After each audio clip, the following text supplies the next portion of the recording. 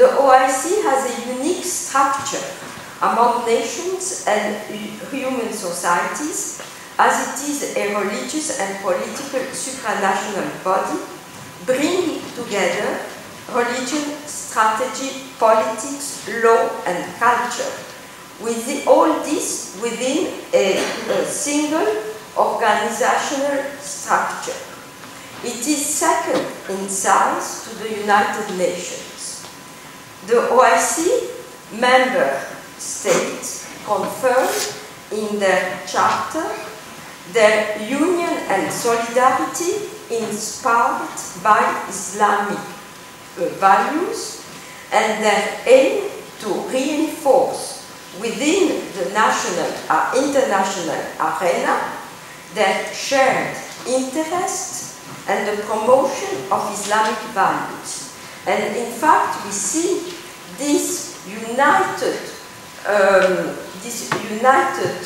Islamic policy in the incidents concerning the flotilla.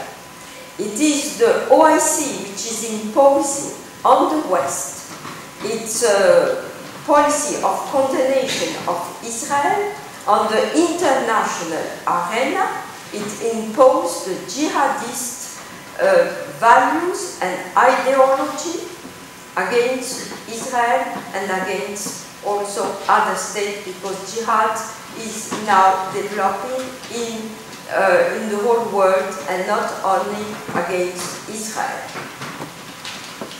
The countries of the OIC commit themselves to revitalizing the pioneering role of Islam in the world. We see it now in the policy, in the international policy.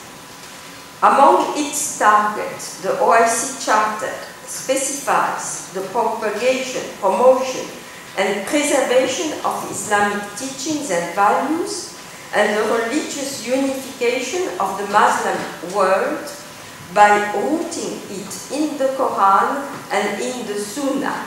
And we just heard some explaining us the Quranic view of Jews and Christians. So this is now coming back with the policy of the OIC. The strive to religious unification will lead, says the OIC, to the political unification of the whole Muslim world in order to bring back the Caliphate, which is a very potent and powerful institution in the Muslim world. Now, here in Canada, we might not know that, we certainly not know that in the Muslim world, the question of the Caliphate is very present. And many countries and many Islamic tribes want and militate for the restoration of the Caliphate. The OIC has many organs, among which the Islamic International Court of Justice and the Permanent Independent Commission of Human Rights, both based on Sharia law. In its numerous summits and meetings, the OIC has stated that it represents the universal Ummah. This is 1,500,000,000 Muslims in the world, and also the Muslim community, which is now living in Western countries and which are part of the Islamic nation. The OIC policy in the Western world is clear. It has stated that the Islamic presence is in the West irreversible and definitive. And this is why the West must restructure itself into a multi-ethnic and multicultural society.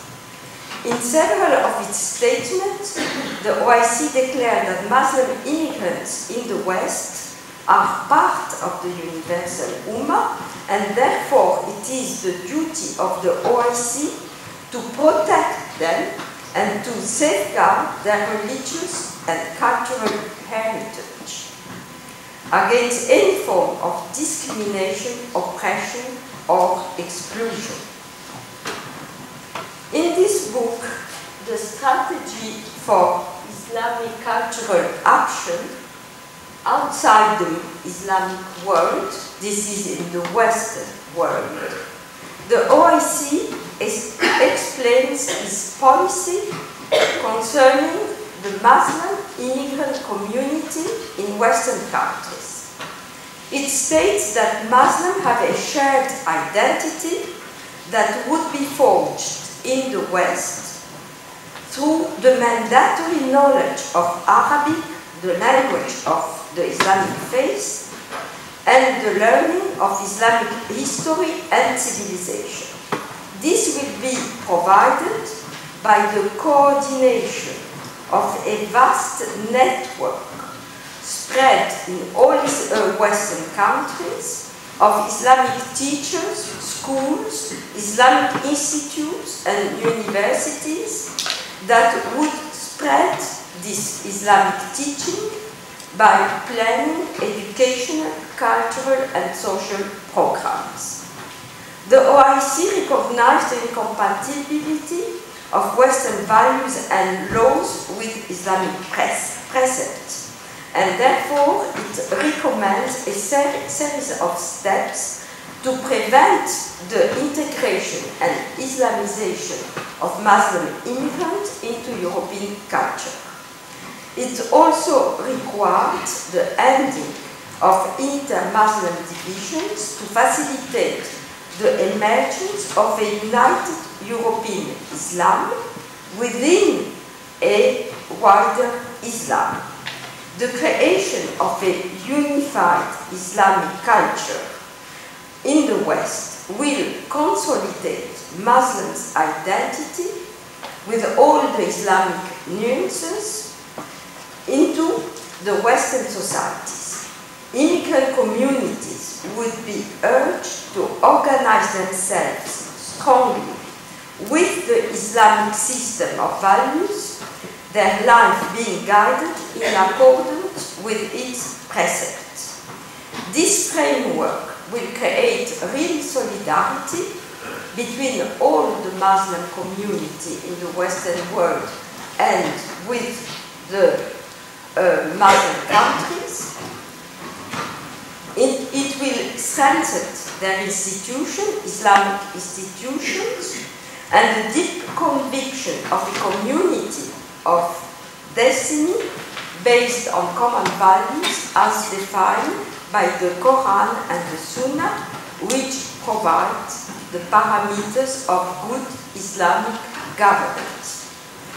The OIC reminds Europe constantly of its guilt toward Islam and of its obligation to pay for Muslim cultural and economic development.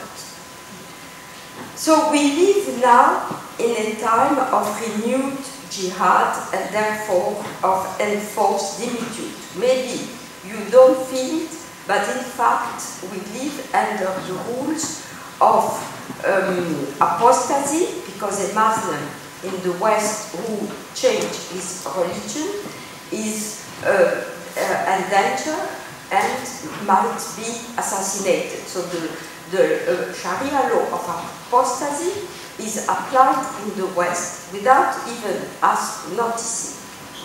We also live under the law of blasphemy, because we cannot criticize the Quran without having a life threat. So, in fact, the OIC is trying to restore the universal caliphate and to dominate the United Nations. This means that the caliphate will dominate the whole world, because the United Nations represent the world and this famous global governance. So we see now, and this will be my conclusion, we see now in front of us a very strong Islamic body constituted by 76 countries, Muslim countries, which is also supported by non-aligned, so-called non-aligned nations, which make it very big, and which is strongly persuaded of the perfection of its faith, of its history, of its governance, of its law.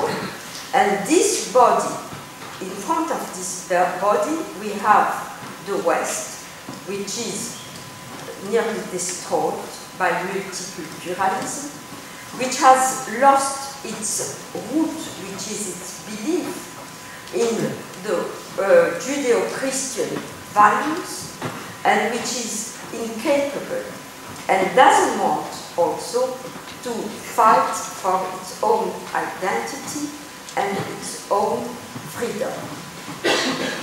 The hope for us to survive, for our civilization to survive, is to realize the challenges of our time, to educate the young generation, and to stay firm on our beliefs and on our freedoms. Thank you.